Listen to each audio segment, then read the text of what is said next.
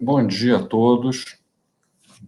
Hoje a gente está começando aqui o projeto de P&D sobre viabilidade da introdução de usinas hidrelétricas reversíveis no Sistema Interligado Nacional. Essa é a primeira atividade do grupo, via teleconferência, via videoconferência, de uma série de atividades, uma série de sessões de nivelamento, onde os principais pesquisadores do grupo vão estar apresentando, fazendo apresentações básicas sobre as suas respectivas áreas de atuação, para que os demais membros do grupo entendam, estejam na mesma página, na verdade, do projeto. Sobretudo, é um projeto que nos seus primeiros meses, ele exige bastante interação entre as equipes, a equipe de elétrica, o professor Djalma, o professor Glauco, a equipe de engenharia, a IDAED, e os professores Paulo Barbosa e Bajai, Ricardo na parte ambiental, Ricardo Félix, pessoal de modelos do Plexus, aqui do GESEL, parte de economia. É uma equipe relativamente grande que precisa trabalhar junto, e a primeira forma de fazer isso é cada um expor fazer uma exposição de algum tema, de preferência que seja básico para a sua área e que os outros possam conhecer, e também, ou eventualmente um tema não tão básico, mas que é importante expor para os demais. A gente está gravando todas elas, se alguém não puder assistir, vai ter o vídeo para assistir depois no YouTube, e depois, posteriormente, a gente vai colocar no site do projeto, tão logo o site do projeto esteja no ar. Então, a gente tem aqui uma agenda simples, o contexto, os objetivos, as atividades e a equipe, né? A gente vai passar por ela em seguida. Bom, qual o contexto do projeto? A gente vai passar algum tempinho deixando claro qual é o contexto, por que a gente está propondo esse projeto. O pano de fundo é uma mudança substancial na matriz de geração brasileira. A gente está perdendo a característica de uma dominância hídrica forte na matriz de geração que a gente tinha até a primeira década desse século. Em todos os anos da década passada, todos eles, a participação das hidrelétricas na geração do SIM, ela rondou em torno dos 90% da geração total. Mesmo em 2001, com o racionamento, a gente estava gerando quase 90% da energia a partir de hidrelétricas. E as hidrelétricas, historicamente, elas sempre representaram a capacidade de controlar a geração e fazer o ajuste fino entre geração e carga. No Brasil nunca se usou para essa função termoelétricas. Termoelétricas sempre foram backup de geração de base, né? Sobretudo porque a gente tem muitas hidrelétricas, ainda tem muitas, mas cada vez menos, e tem ainda, cada vez menos, hidrelétricas com reservatórios substanciais que conseguem regularizar a oferta de energia ao longo do ano e mesmo ao longo de vários anos. Essa é a característica histórica do setor elétrico brasileiro, que está se perdendo com a perda de participação das hídricas e o crescimento da geração intermitente, sobretudo eólica e solar.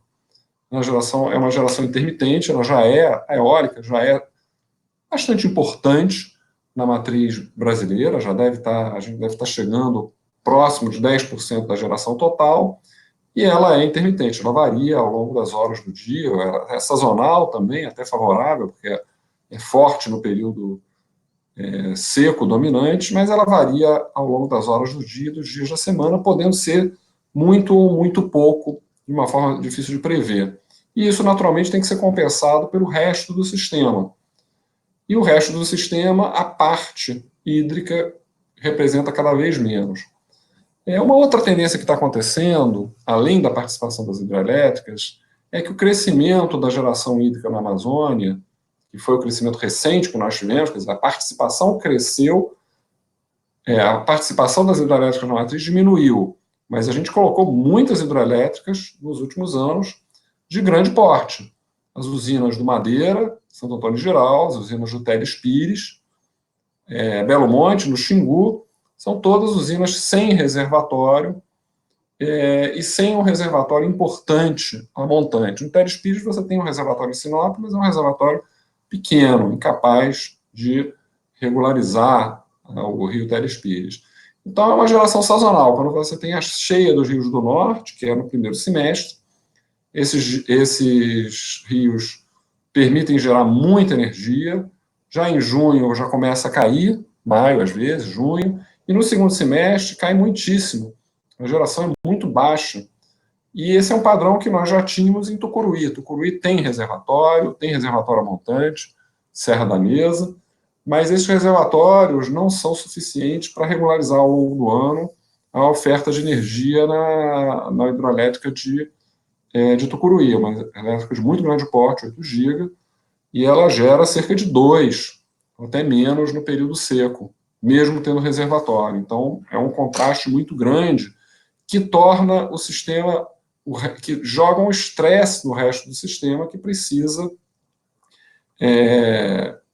que tem menos flexibilidade para atender as intermitências da carga, as flutuações da carga e as intermitências, compensar as intermitências da geração eólica e solar. Aqui tem um gráfico do PEN, do ONS, PEN 2019, em que mostra nas barras vermelhas que a capacidade de armazenamento ela está estagnada no horizonte de 2019 e 2023. Nenhum reservatório foi acrescido, será acrescido nesse período. Né?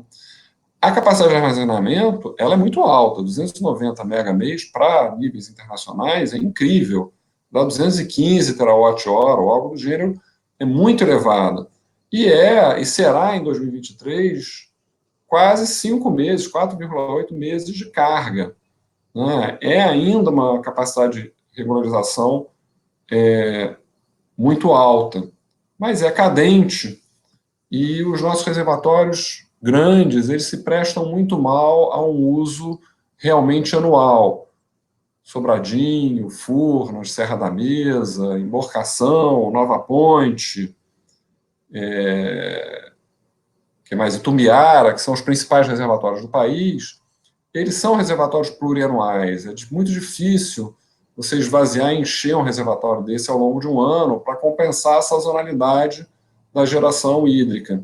Então, você joga um estresse grande no sistema que torna o sistema difícil de lidar no período seco e mais à frente a EPE estima que esse sistema ele vai necessitar de usinas complementares ao parque hídrico para fazer o acompanhamento de carga, sobretudo durante o período seco do ano, segundo semestre, basicamente.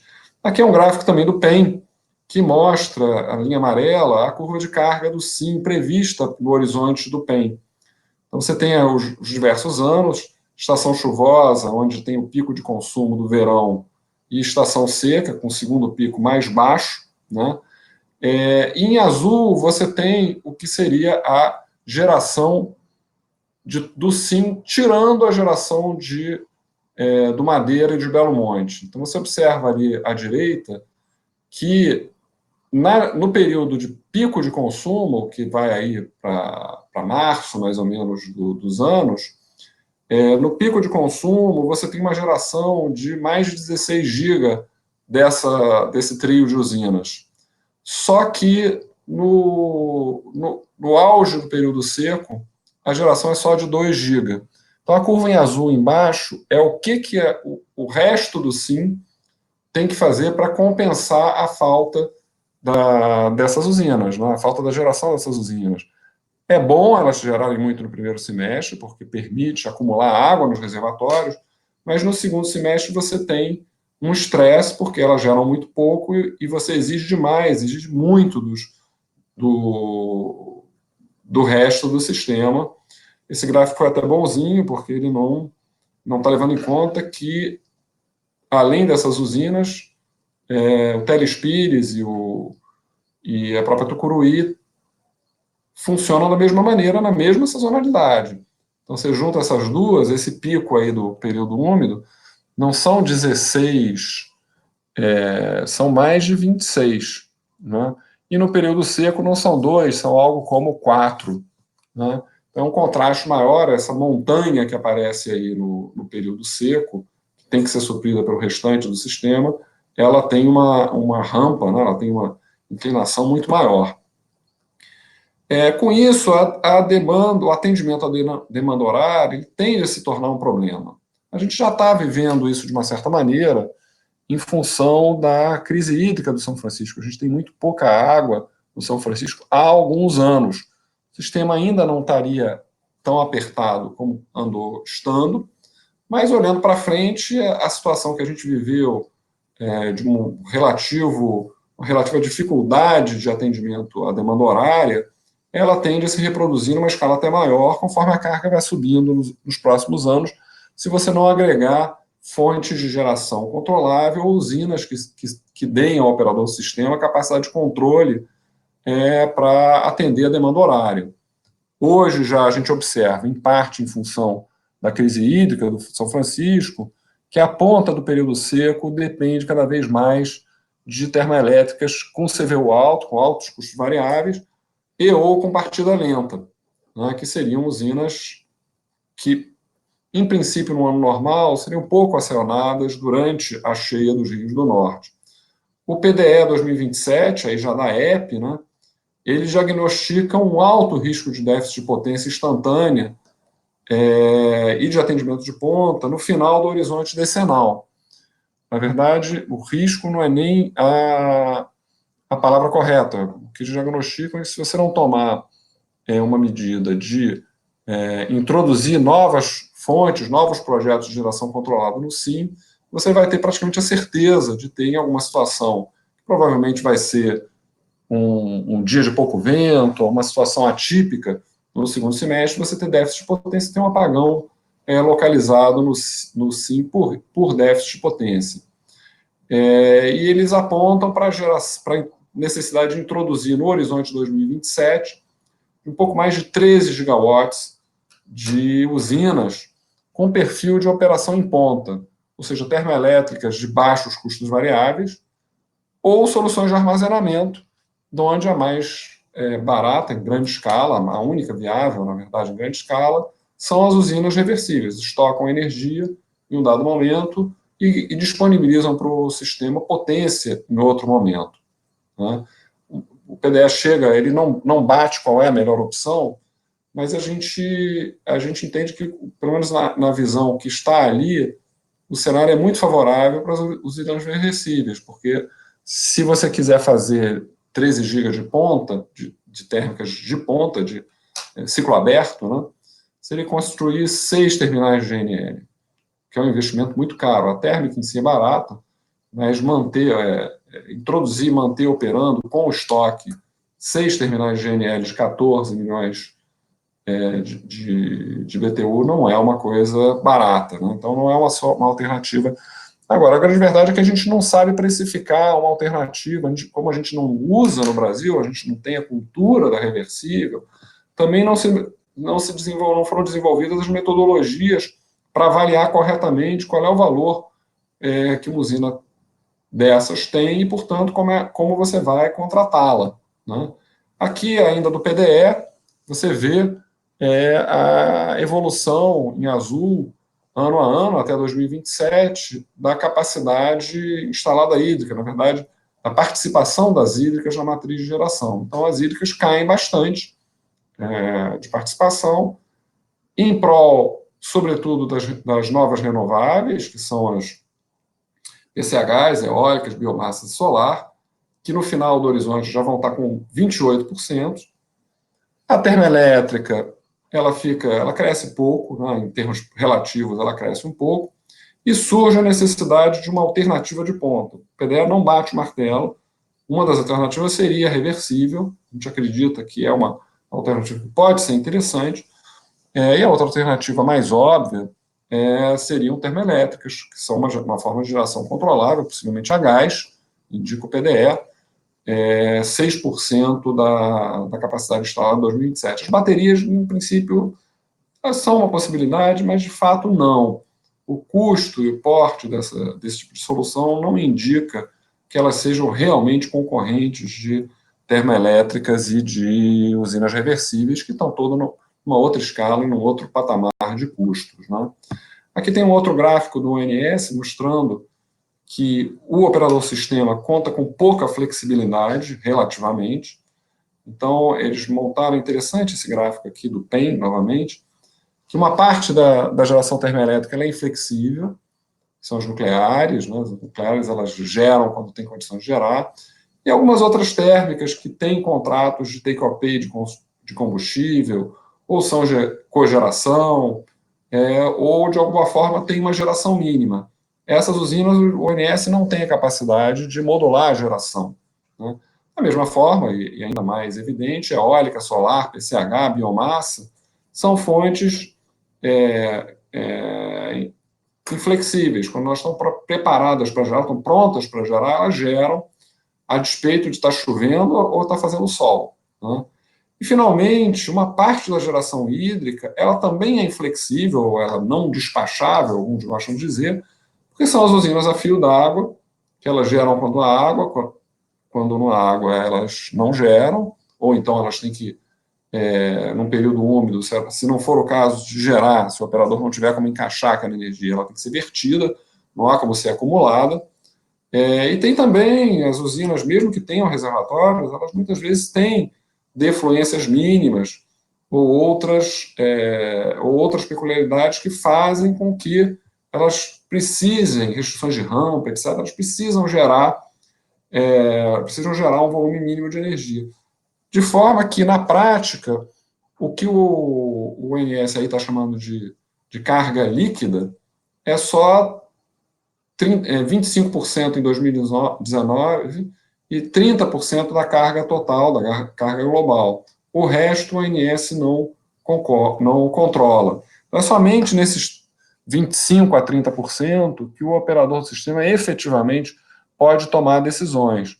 E quanto mais apertado ele tiver, pior ele vai estar. E, naturalmente, como a gente viu naquele gráfico anterior, no segundo semestre, a parcela flexível do sistema ela diminui, porque saem essas inflexibilidades hídricas das fios d'água, elas saem do cenário e o resto do sistema é que tem que ser compensado, tem que ser usado ativamente para atender a carga, né? Bom, o segundo ponto interessante, que eu acho que as usinas reversíveis, a nossa avaliação é que as usinas reversíveis podem vir a acrescentar valor ao sistema, de respeito ao fato de que o sistema interligado tem crescido muito nos últimos anos, e com isso, e nos próximos anos continuará a crescer muito, e com isso o custo da transmissão associado à nova geração, ele é elevado. É desejável que o sistema de transmissão continue a se expandir, mas é fato que essa expansão ela vem ocorrendo a um custo elevado, basicamente por quê? Porque os potenciais hídricos e eólicos, de uma certa forma, solar de uma certa maneira, mas nem tanto, mas sobretudo os potenciais hídricos e eólicos recentes, eles estão muito, muito distantes dos centros de consumo. O Nordeste é uma província de vento excelente, mas está muito longe do centro de consumo. As usinas do Norte são ótimas, mas elas, do ponto de vista da produtividade, de geração na porta da usina, né? O custo da geração na porta da usina é baixo, mas a distância é muito grande para o centro de consumo. E a gente tem feito uma série de investimentos em sistemas de grande porte de transmissão que são voltados a atender uma geração que é intermitente e ou sazonal. Geração intermitente e ou sazonal é uma geração que fatalmente vai implicar num fator de capacidade relativamente baixo das linhas de transmissão. Um exemplo talvez mais fácil de compreender disso é Belo Monte. Belo Monte demanda, porque ainda está em construção, né, 3 sistemas de transmissão, 2 em corrente, 2 links de corrente contínua de 4 GB de cada um, e mais um sistema de transmissão em corrente alternada que liga Belo Monte a Norte-Sul e ao Nordeste, a região Nordeste. Só que Belo Monte funciona a plena capacidade durante boa parte do primeiro semestre, e no segundo, em condições normais, ela praticamente para de gerar energia. Então, esses recursos eles ficam relativamente ociosos durante o segundo semestre. Uma parte disso é utilizado também para geração eólica, que é uma parte que, no momento que venta mais, mas o fato é que há um grau de ociosidade relacionado a esse tipo de investimento. A mesma coisa acontece com as eólicas. Você dimensiona o sistema de transmissão para uma produção elevada de eólica que só acontece durante uma parte do ano, e algumas horas de uma parte do ano, e durante outra parte do ano fica relativamente ociosa. Né? Aqui só para exemplificar isso, que é o mapa da evolução da transmissão, o sistema como era em 2010, centros de carga concentrados no Sudeste, também no Sul, no litoral do Nordeste, alguma coisa na região não desprezível, mas bem menor na região Norte. Essas grandes linhas em vermelho são os troncos de 500 kV, eles fazem não abastecimento de carga, mas principalmente eles fazem a troca de energia entre os centros de geração. Aqui são as hídricas da Chesf, né? Aqui é Tucuruí, né? O escoamento de Tucuruí para o Sudeste. Você faz os escoamentos entre os subsistemas. Essa área toda do Brasil aqui, ela tem muito pouco consumo, assim como essa área aqui tem muito pouco consumo. E você está traçando linhas de transmissão, está construindo linhas de transmissão nessas áreas. Aqui passou para 2018, você já vê as linhas de mais de 2.000 quilômetros do Madeira, já vê o primeiro circuito em operação de Belo Monte de 4 GB, 800 kV, e você vê um aumento da geração da transmissão no interior da região Nordeste, que tem a ver, em grande medida, com o crescimento da geração eólica já nesse momento. Olhando mais para frente, no horizonte de 2027, repara essa parte aqui do Nordeste, onde a geração eólica tem crescido, a solar em menor medida tem crescido e vai continuar, deve continuar crescendo fortemente. Você tem um aumento grande das linhas de transmissão em toda essa área. Aqui já entra o segundo link de Belo Monte, e está planejado, isso não está licitado, mais um link de corrente contínua entre a região Sudeste, outros 4 GB, e o Maranhão, né? Também para levar, sobretudo, energia de fonte eólica, que também circula por essas novas linhas de transmissão. Então, aqui a gente está dando um zoom nessa parte, aqui à direita está Salvador, o nome está cortado, mas é Salvador.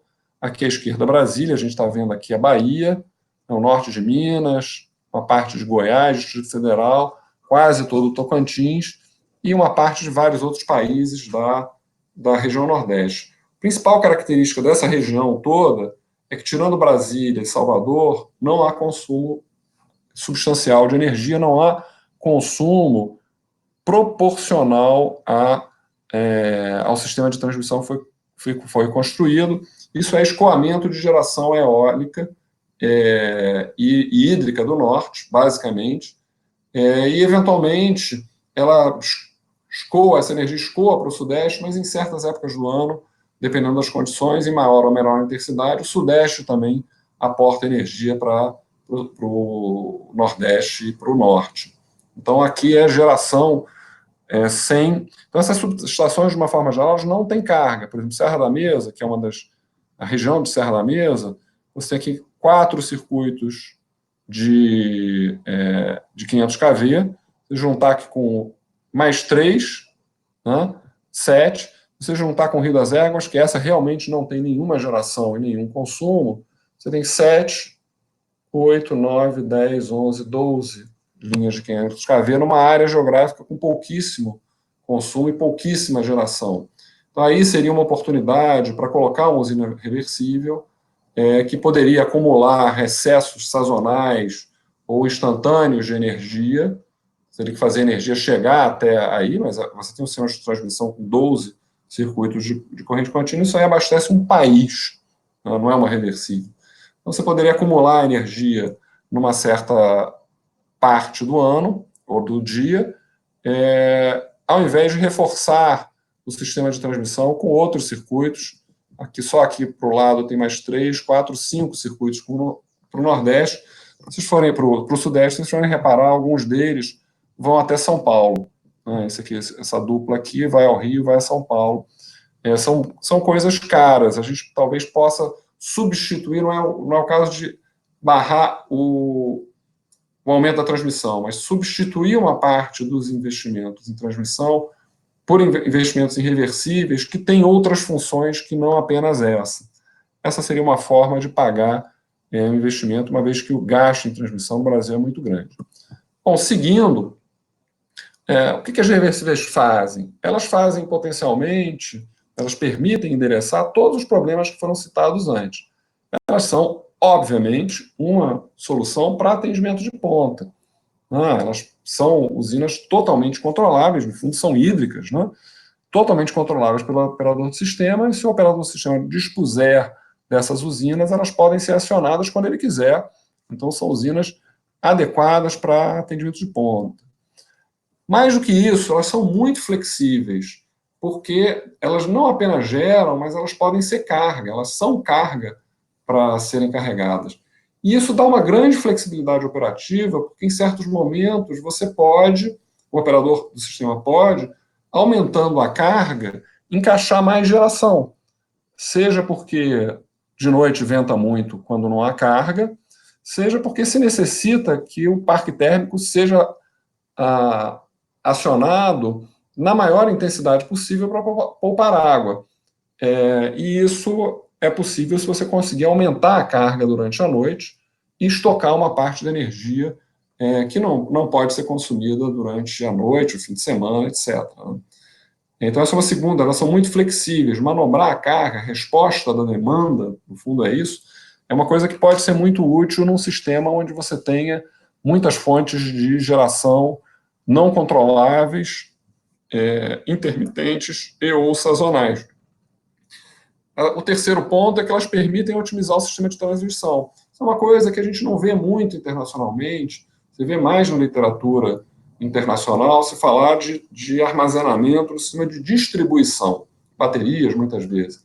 A ideia de armazenamento no sistema de transmissão não é tão forte, mas também poucos países têm um sistema de transmissão tão grande quanto o brasileiro, e, portanto, tão caro. A economia aqui é muito grande. Você pode adiar alguns investimentos, investindo, no fundo, mais em reversíveis e menos em linhas de transmissão.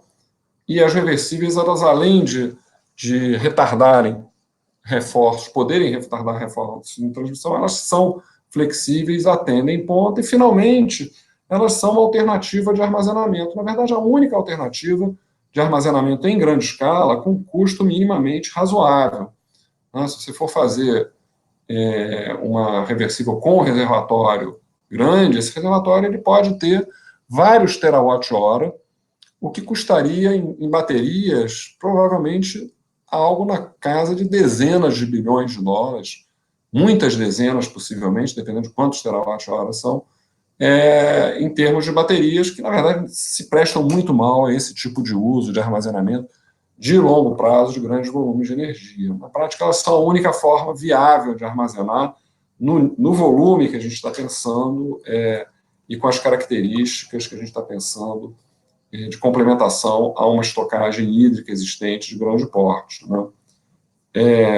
Então, novamente, a capacidade de armazenamento é muito superior às outras alternativas, mas há uma fração do custo.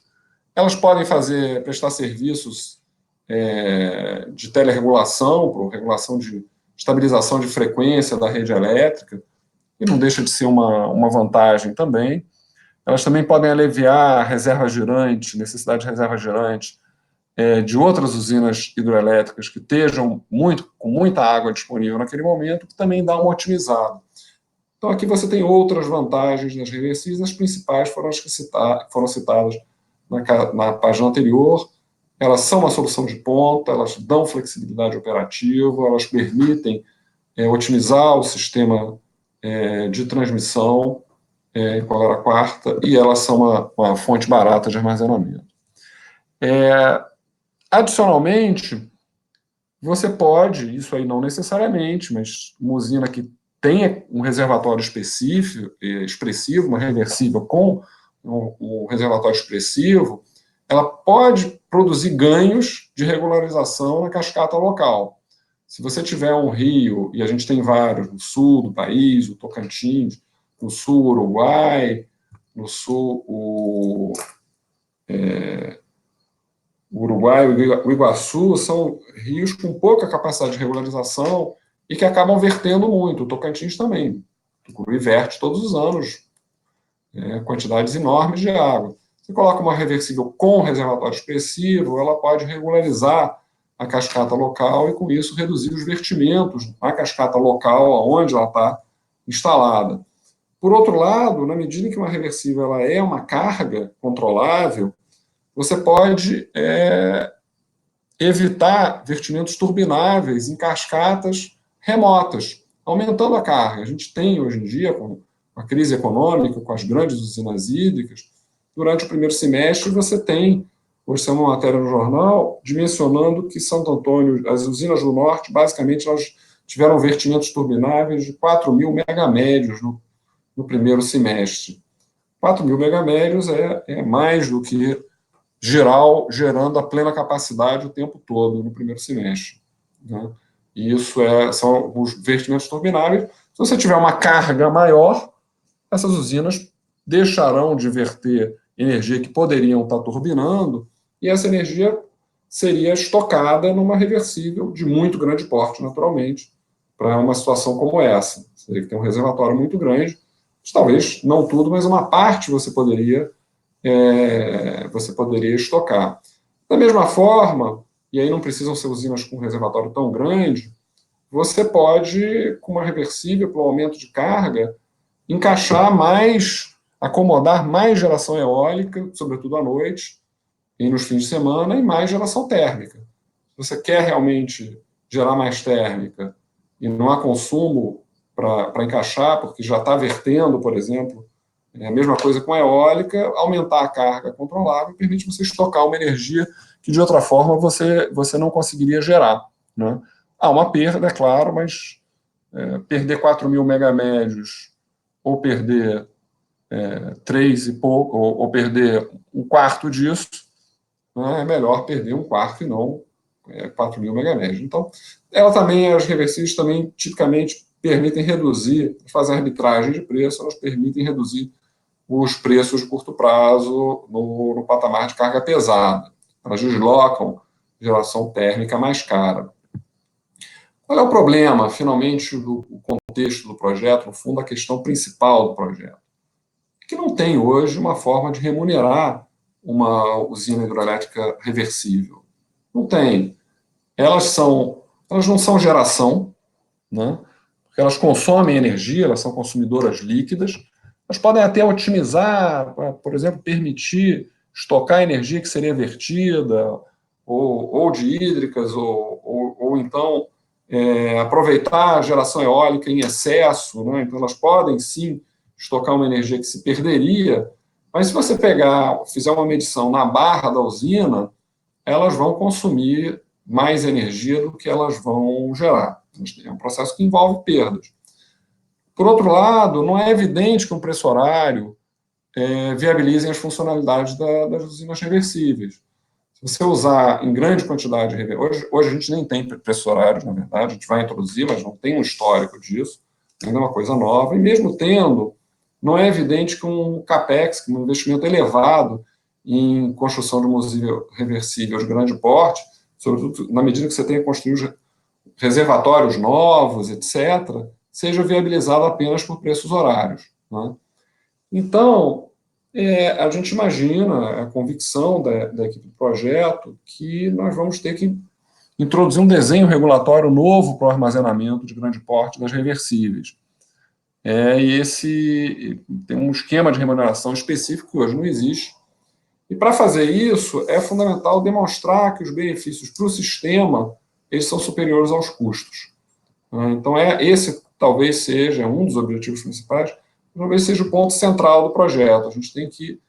A gente acha que, para ter reversíveis, precisa de um esquema específico de remuneração, e para propor isso com possibilidade de desse esquema ser adotado, tem que se demonstrar que os benefícios são superiores aos custos dos empreendimentos. Então, aqui, os objetivos do projeto, né, já terminamos a parte de contextualização, são, como a gente falou, revisando, a gente quer verificar se os benefícios sistêmicos de uma usina reversível de grande porte, se eles são superiores aos custos. E os benefícios a gente visualiza 3. Investimentos evitados em geração de ponta. Se você bota uma reversível, você evita a alternativa, e a alternativa apontada pela EPE são térmicas a gás em ciclo aberto, que não são caras, o CAPEX é bem inferior a uma reversível, na maior parte dos casos, porém, elas requerem a instalação de vários terminais de GNL que custam um dinheiro considerável, e esse CAPEX nos terminais de GNL ele não vai vai ter que ser rentabilizado por essas usinas de uma forma ou de outra. Então, as reversíveis elas também permitem protelar investimentos em transmissão, se elas forem estrategicamente situadas, e elas permitem otimizar a operação energética do SIM, aumentando a carga em momentos em que você tem grande disponibilidade de energia não controlável, sobretudo, e aumentando a geração quando você tem pouca disponibilidade de energia para atender a carga. Isso pode gerar uma otimização na medida, sobretudo, que você aproveite melhor energia que de outra forma se perderia, seja de fonte eólica, solar ou hídrica, e você também pode otimizar o sistema acomodando mais geração térmica em situações de necessidade, aumentando a carga pelas reversíveis. E você pode também, numa situação de otimização das próprias hídricas, substituir por geração da reversível a geração de ponta que seria que de outra forma teria que ser realizada por uma hídrica que você deseja manter em um reservatório com um nível bom de acumulação e não gastá-lo atendendo ponta. Deseja mantê-la nos mínimos, essa seria as vazões mínimas, essa seria a solução ótima. Se você tem uma reversível, você pode implantar essa solução de economia máxima de água, mas se você não tem uma reversível, você acaba tendo que, em algumas situações, gastar água, mesmo numa cascata que, de outra forma, seria recomendável economizar ao máximo energia. A gente tem também um outro objetivo, quer dizer, o segundo objetivo se a gente mostra que os benefícios são maiores que os custos, é propor alterações regulatórias, inovações regulatórias para viabilizar a contratação dessas usinas. Terceiro objetivo, não menos importante, é trazer para o Brasil uma missão quase que de divulgação, o estado da arte em termos dessa tecnologia e em termos da operação das reversíveis. A gente não constrói reversíveis, a gente tem algumas usinas antigas, que hoje em dia nem são usadas quanto tal, que já trabalharam como reversíveis. Mas, como não tem regulação para remunerar, elas não funcionam assim há muitos anos. Então, a gente não está acostumado perdemos o jeito de construir reversíveis, nunca tivemos, na verdade, e nós também nunca tivemos, no Operador Nacional do Sistema, não tem a cultura de operar as reversíveis, que são uma forma diferente de operar, elas são uma forma de armazenamento puro, né? E elas têm que entrar na programação mensal da operação, na programação diária, é uma novidade, e tem mesmo aspectos técnicos, né? Relativos a essa tecnologia. Esses são os objetivos centrais. Temos objetivos específicos também. A gente quer mapear potenciais de grande porte e selecionar alguns projetos para serem modelados. Por que de grande porte? Bom, a primeira coisa é que o Brasil é um país com um relevo muito propício à construção uma hidrologia muito propícia à construção de reversíveis. Há uma quantidade, qualquer robô que você coloque para mapear uma zona do país, para procurar oportunidades para reversíveis, ele vai achar uma quantidade enorme.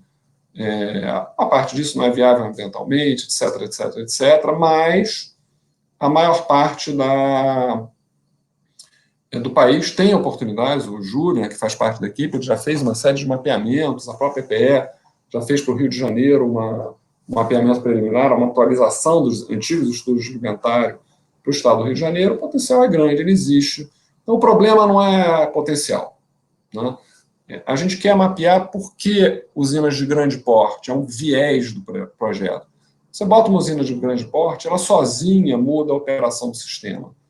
A gente não quer, a gente vai fazer um mapeamento de algumas usinas emblemáticas, de tipos diferentes, reservatório grande, reservatório pequeno, ciclo aberto, ciclo fechado, usinas em rios que vertem muito, usinas que vertem pouco, usinas situadas eletricamente em locais muito estratégicos no sistema interligado.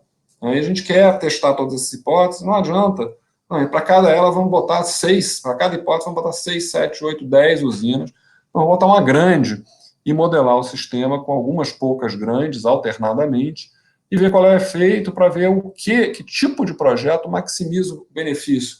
É projeto com reservatório grande? É projeto bem situado eletricamente? O rio em que você vai estar colocando o projeto faz muita diferença?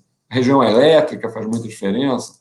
Então, a gente quer fazer essa sensibilidade sem ter que focar o projeto em propriamente mapear todo o potencial, ou grande parte do potencial do Brasil. Acho que o potencial é enorme de qualquer maneira. A gente tem mais que saber, a gente tem primeiro que saber o que a gente quer, o que é melhor para o sistema interligado. Isso vai ser feito, objetivo 2, através de uma modelagem do funcionamento do SIM, tanto no horizonte de médio ou longo prazo, né, no horizonte do PMO, horizonte do planejamento, como com base horária ou mesmo subhorária. A gente está trazendo uma ferramenta australiana, seguindo a experiência de uma série de alunos do UFRJ, que fizeram as suas dissertações de mestrado usando a versão acadêmica desse software, que é o Plexus, é um software australiano, que tem um certo jeito de brasileiro, porque você vê ali o PMO, é um software só, não é uma cadeia de modelos, e você enxerga claramente uma coisa análoga ao PMO, análoga à programação diária, análoga ao planejamento da expansão que a gente pratica hoje no Brasil e muito mais. Inclusive, você pode fazer modelagem do funcionamento de curtíssimo prazo do sistema, do controle automático de geração, isso é viável também.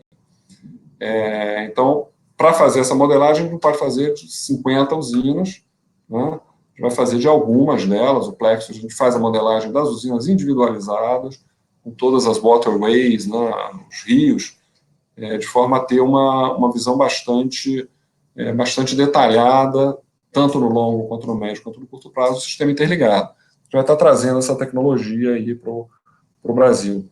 E a gente também vai estimar investimentos evitados, seja em geração de ponta e em transmissão. O Plexus ele vai estar mais para ver a viabilidade da operação de uma reversível do ponto de vista elétrico e técnico e mensurar os benefícios em termos da operação energética, da otimização energética do sistema interligado. Vem cá, uma reversível ela consome energia, mas o custo de operação aumenta ou diminui? Nos testes preliminares que a gente fez, diminui.